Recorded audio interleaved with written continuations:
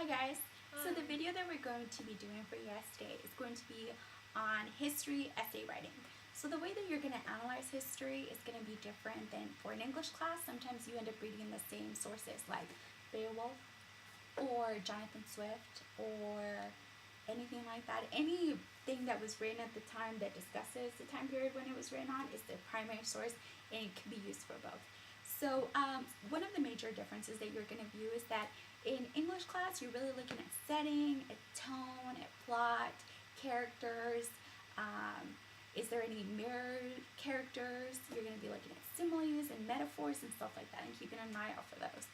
And in history class, although you are going to be doing that, the bottom line is going to be its historical importance, what does it show us about the time, and socially, what attitudes was it expressing. So what we're going to be talking about today is going to be Beowulf. So we both read Beowulf for our history class, and this is 6th to 11th century Scandinavia, yes. And one of the major themes that you're going to come across in Beowulf when you read it is how Christian is Beowulf. Is Beowulf a pagan story that got a little bit of Christianity sprinkled in, or is it a Christian story that just illustrates pagan attitudes and basically what was going on at that time? So when you read Beowulf, it's in Old English, so that's the first thing that you notice. The writing, isn't that easy to follow sometimes. And I'll show you guys. This one has the double translation, so you can see like the Old English is on this side, and the tone of it is unique. It's a long poem, so an epic poem. Oh yeah, an epic poem. It's a long poem. So the punctuation is also really important. So when you read it, sometimes reading it out loud helps. It's a really like fairy tale like story. There's a hero. There's demons. There's some weird mythical things that happen in the story. So those are things that you would be looking if you were looking at an English class. Now in a history class, and a thing that you would note would be that how Christianity spread in that part of Europe was different than everywhere else.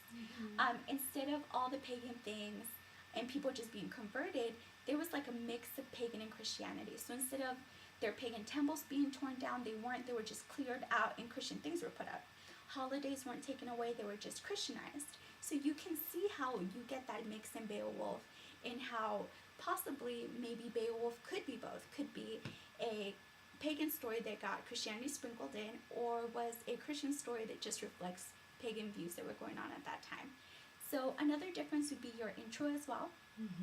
And your intro isn't going to just be a quote, or it isn't going to be just background on the author or background on the book.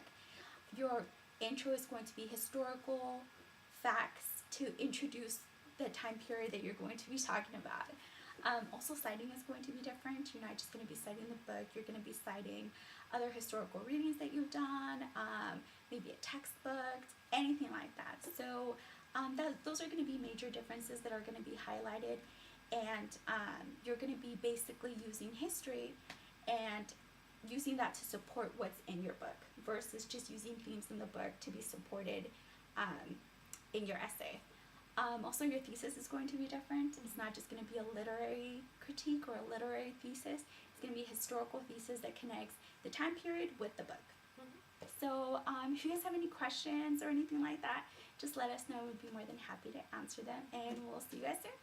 Bye. Bye.